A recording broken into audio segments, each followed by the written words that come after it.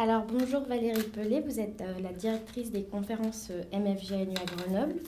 Donc pour commencer, est-ce que vous pouvez nous décrire en quelques mots l'aventure MUN? Alors l'aventure, le principe, je vais peut-être dire quelques mots d'abord sur le principe des conférences MUN. Donc MUN, ça veut dire, c'est le terme en anglais, c'est l'acronyme en anglais, Model United Nations. Donc il s'agit de simuler un travail des Nations Unies, de simuler le travail, de simuler les débats qui existent aux Nations Unies. Et les élèves vont donc représenter des pays et vont débattre sur des sujets classiquement débattus aux Nations Unies, à la fois en Assemblée générale, Conseil de sécurité ou tout autre comité. Et les débats sont eux-mêmes animés par des élèves. Et puis autour de tout ça, il y a aussi des élèves qui s'occupent de l'équipe presse, qui s'occupent du secrétariat général. Voilà, donc il s'agit d'une grande simulation du travail des Nations Unies.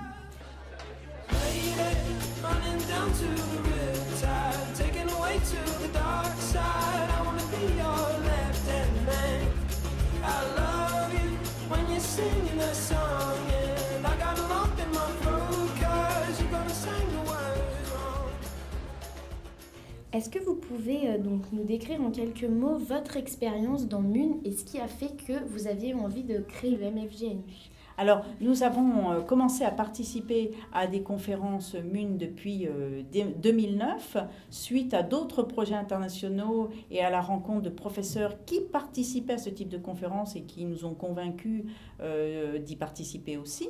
Donc, nous avons commencé par aller à l'extérieur, à des conférences, et puis les élèves étaient tellement enthousiastes, revenaient tellement enthousiastes qu'ils ont eu envie de créer aussi leur propre conférence. Donc, nous avons commencé à organiser une conférence à Grenoble en février 2013. Très bien. Et donc, est-ce que vous pouvez nous parler des évolutions ou des changements que vous avez remarqués au fil des années, la responsabilité des élèves autour de la conférence? Alors, on a effectivement énormément progressé. La première année a été un grand défi parce qu'on ne savait pas du tout comment s'y prendre. On a été aidé par d'autres conférences et les élèves ont véritablement fait un travail de découverte de comment organiser ce type de conférence. Et puis d'année en année, on s'est senti de plus en plus compétent. On savait comment s'y prendre et on savait aussi comment anticiper. Et donc du coup, depuis, nous arrivons à anticiper et à planifier les tâches à faire tout au cours de l'année qui précède, ce qui a rendu cette organisation beaucoup plus fluide. Et puis, bien sûr, nous avons des élèves toujours aussi motivés, comme lors de la première conférence, mais peut-être un peu moins angoissés parce que nous savons comment faire maintenant. Et est-ce que vous pouvez dire que le MFGNU a pris une certaine notoriété auprès des conférences d'autres pays? Alors oui, puisque nous accueillons chaque année des lycées nouveaux. Et cette année, nous allons même accueillir un lycée de Jérusalem et un lycée d'Alexandrie. Donc c'est bien la preuve que notre conférence est reconnue à l'international et prend son ampleur et prend sa place dans ce qu'on appelle le réseau des conférences francophones qui s'est mis en place depuis une douzaine d'années.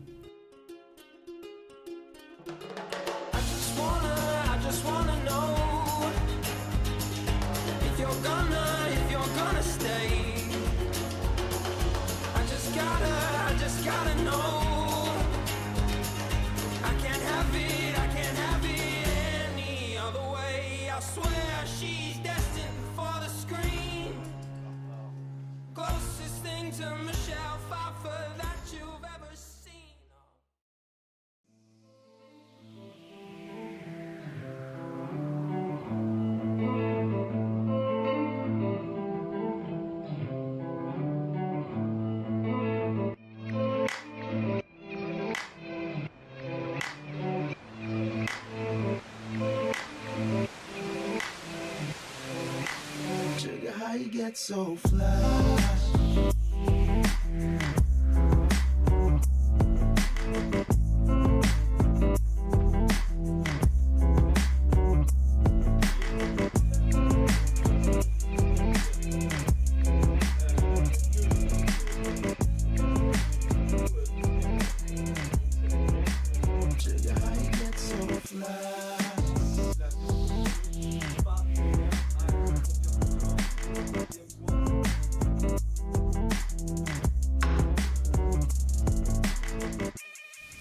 Donc bonjour à toutes, donc on peut vous décrire comme le cœur, le centre du MFGNU par le secrétariat et la présidence. Alors est-ce que vous pouvez nous expliquer en quelques mots la différence entre ces deux rôles? Alors la différence entre le secrétariat et la présidence, c'est que le travail de la présidence, il va se focaliser vraiment sur le travail des délégués, sur le travail de comité. C'est-à-dire qu'on va suivre les vice-présidents et les présidents, on va les aider pendant leur écriture de rapport, voir s'ils ont des soucis, des choses comme ça. Et c'est la présidente et les vice-présidents qui vont aussi relire les rapports et qui vont vraiment encadrer ce travail des délégués. Et pendant la conférence, c'est aussi nous qui allons relire les résolutions et qui allons présider le débat commun en assemblée générale. Alors ensuite, le secrétaire général s'occupe surtout de la forme de la conférence, c'est-à-dire de la logistique, tout ce qui se passe derrière les comités, l'organisation par exemple des salles, l'organisation des cérémonies de clôture et d'ouverture. Donc c'est vraiment le travail en coulisses en fait que les délégués ne voient pas. Et donc certaines d'entre vous arrivent à la fin de leur aventure MUN. Alors est-ce que vous pouvez m'expliquer ou alors réfléchir un peu à la manière dont vous avez évolué à travers toutes ces conférences, l'expérience que vous avez acquise et puis finalement, qu'est-ce que ça vous a apporté en tant que personne? Alors, moi tout d'abord, je ne m'intéresse pas du tout à la politique avant, politique mondiale et politique aussi de la France. Et en fait, MIN, ça m'a vraiment fait ouvrir les yeux, on va dire, sur ce qui se passe dans le monde. Et en gros, je suis arrivée à comprendre comment aborder en fait, les problèmes mondiaux et comment essayer de les combattre. Mais aussi sur le plan personnel, j'ai appris vraiment à parler en public et à prendre la parole et à défendre mes idées. Et pas prendre la parole seulement pour dire ce que je pense, mais aussi pour le défendre. Donc vraiment avoir de la conviction en fait en face d'un public. Et ça m'a aidé à prendre de l'assurance. Par exemple, j'aurais jamais imaginé en début de seconde que je ferais un rôle de secrétaire général à une conférence de 400 élèves. Donc c'est incroyable en fait le changement que ça nous apporte en fait. Donc moi, ça m'a permis de mûrir, de grandir. J'ai vraiment gagné une aisance à l'oral comme Virginie. Avant, je n'osais vraiment pas parler en public, tandis que maintenant, il n'y a vraiment pas de problème pour ça. Ça m'a aussi permis de forger ma propre opinion politique. Je pense aussi que MUN, c'est vraiment bien pour essayer de comprendre le point de vue d'autres personnes que nous. Comme on représente un pays qui n'est jamais le nôtre de toute manière, on comprend beaucoup mieux certains points de vue et on arrive peut-être mieux à défendre les nôtres. Pour moi, MIN, ça a vachement été une passation en fait tout le temps. La dernière conférence va être ici à Grenoble, ça a été ma première conférence, donc c'est assez un cercle qui se referme.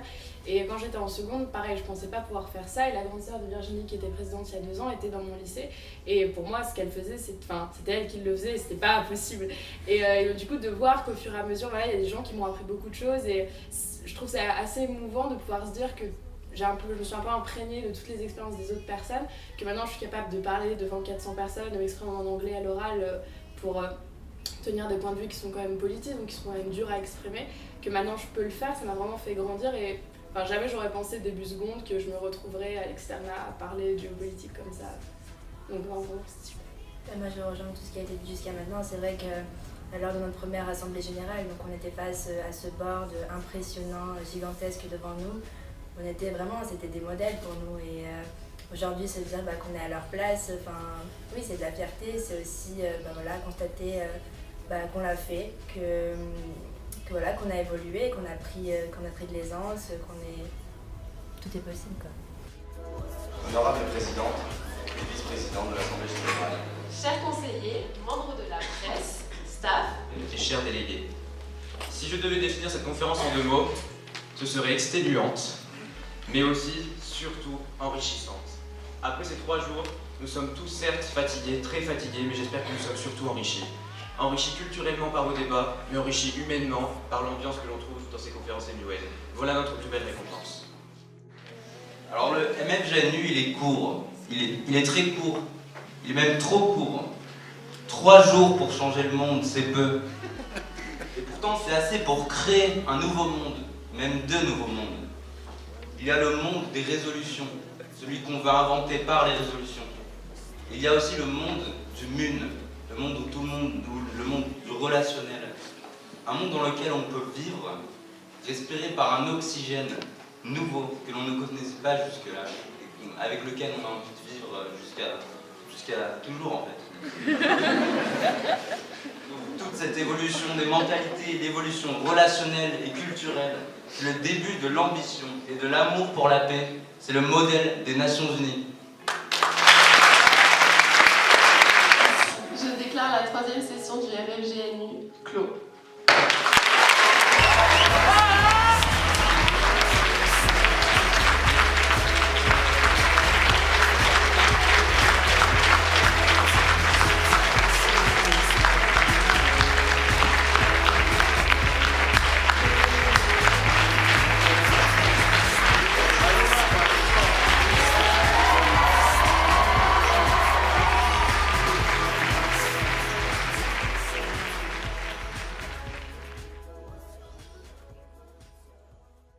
Qu'est-ce que vous pouvez nous dire donc à propos de ce MFGNU 2016 tant attendu? Alors ce MFGNU 2016, il y aura plusieurs nouveautés.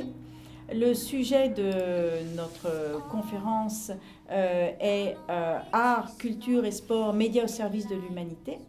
Et donc vous avez entendu le terme sport. Et donc nous allons essayer de simuler un congrès du Comité international olympique, ce qui ne s'est jamais fait dans aucune conférence. Donc tout est à monter. Le principe va ressembler à un comité de travail des Nations Unies, mais donc on a là toute une équipe d'élèves qui est en train de s'intéresser à voilà, comment fonctionne le Congrès international olympique, comment on peut le simuler, comment on peut le faire simuler par des élèves. Donc c'est la grande nouveauté. Elle est très attendue par nos partenaires qui sont très impatients de découvrir ce nouveau comité. Et puis en parallèle, on est en train de mettre en place une réforme des procédures qui s'appliquera aussi aux autres conférences progressivement. Réforme dans laquelle on va essayer de rendre nos conférences encore plus proches dans leur fonctionnement que de celui des Nations Unies, avec plus de travail à l'amont des débats pour que les débats soient encore plus riches et plus respectueux de l'esprit des Nations Unies, où on recherche non pas l'affrontement, mais la négociation, le consensus dans les prises de décision, dans les projets imaginés par l'ONU. Et puis, ce que je ne vous ai pas dit sur le MFGNU 2016, c'est que nous avons demandé l'affiliation Faimun. Qu'est-ce que c'est? C'est un label de qualité, c'est-à-dire que nous allons recevoir un expert venant de la fondation qui organise des conférences depuis 25 ans, qui est directement liée à l'ONU. Et un expert va venir assister à notre conférence et nous dire si notre conférence respecte un certain nombre de critères de qualité et donc nous donner éventuellement l'affiliation de Faimun. On est très confiants parce que d'après nos partenaires, nous remplissons déjà ces critères. Donc nous espérons très fort que nous saurons maintenir le même niveau de qualité et obtenir cette affiliation. Et ensuite, il faudra la garder, cette affiliation, et donc continuer à faire des conférences de qualité. Et puis, nous espérons toujours mettre en place encore d'autres nouveautés qui nous viendront au fil des années. Et puis, accueillir davantage peut-être de lycées venant de pays encore plus variés. Mais la variété est déjà là, puisque nous avons des gens venant de Turquie, des Pays-Bas, de Suisse, d'Espagne, certaines années de Grèce, et puis donc cette année d'Israël et d'Égypte. Donc nous aimons innover à Grenoble, et donc nous allons continuer. Maintenant, je ne connais pas les futures innovations, puisqu'elles naîtront des idées des élèves. Mais voilà, nous avons toujours aimé relever les défis qui naissent des idées des uns et des autres. Très bien, donc merci beaucoup Valérie Pelé. Bonne chance dans l'organisation de MFGNU 2016 et puis comme vous l'avez dit, longue vie à nous. Tout à fait.